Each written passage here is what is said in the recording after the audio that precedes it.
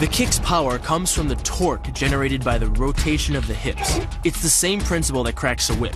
Turning the hips just a few degrees forces the foot to travel a much greater distance and creates a lot of speed as it does.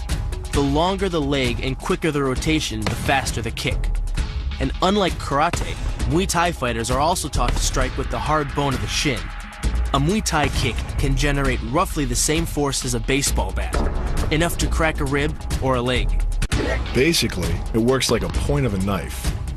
All the force is magnified by being concentrated in a small, hard area.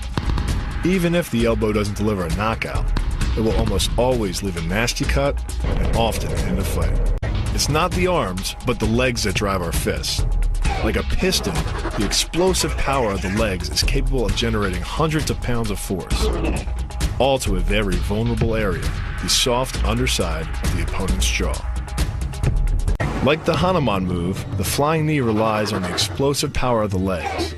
But rather than spread the power of our blow over two fists, it concentrates it into the spear point of the knee and combines it with the force of gravity. It's the equivalent of hitting our opponent in the chest with a sledgehammer.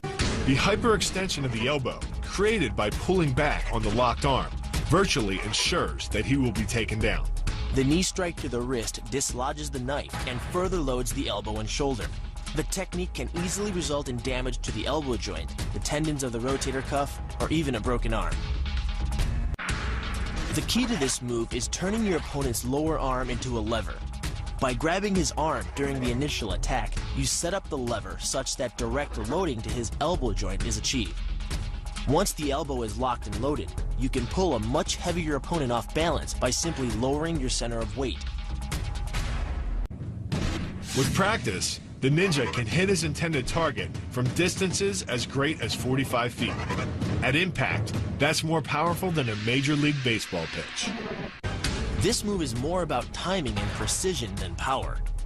Instead of hacking through the limb, the first strike imparts an injury just a few inches below the elbow.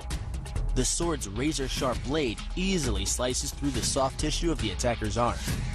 This opens up his defense and provides the ninja a clean opportunity to deliver the kill stroke, a powerful shot to the top of his head.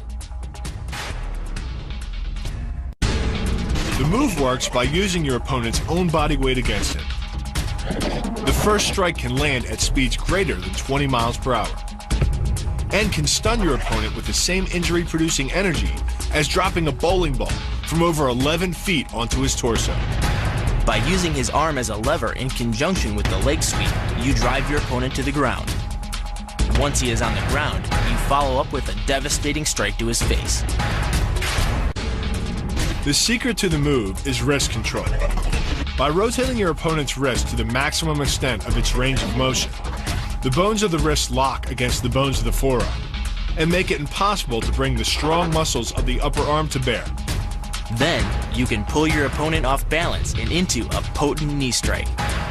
The combined force of the knee strike and your opponent's forward momentum can be as much as 2,000 pounds, enough to dent sheet metal. The effectiveness of the Pola Kaimao lies not in raw power, but in speed. By relying on your triceps to snap the strikes forward over the elbow, 3 blows can hit in 7/10 of a second. The final impact of the strike to your opponent's face can deliver as much as 175 watts of power, more than enough power to stun him or crush the cartilage of his nose. You then add insult to injury, firing one last shot into one of the most sensitive regions of the body, the groin. Pulling off the move relies on 2 factors. The first is to combine the block and the strike into a single action.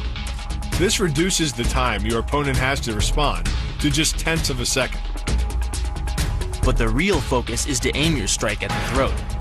Because as little as 76 pounds of force can collapse the larynx, the strike doesn't need to deliver a lot of force to be deadly. One blow like this and the fight is over.